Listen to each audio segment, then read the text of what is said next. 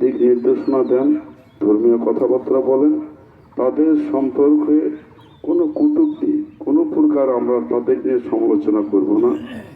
আমরা তাদের কথা পালন করার চেষ্টা করব, হাদিস খানের কথা পালন করার চেষ্টা করব। সবাই আজকে আমরা যারা এই উদ্যোগ নিয়েছে তাদেরকে আমি ধন্যবাদ জানাই, যে তারা এই উদ্যোগটা নিয়েছে তাদের জন্য না, আজকে এই দেশের জন্য, গোটা পৃথিবীর জন্য এই উদ্যোগটা নিয়েছে।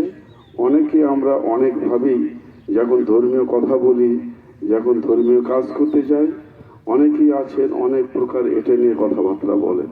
তাই আমি আশা করব সেগুলির থেকে বিরত থেকে আল্লাহর পথে আমরা সবাই থাকি, এই আশা ব্যক্ত করে সবার সুস্বাস্থ্য দীর্ঘায়ু কামনা করে আমি আমার কথা বলা শেষ করছি। আসসালামু আলাইকুম। ধন্যবাদ রোস্তম আলী ভাইকে।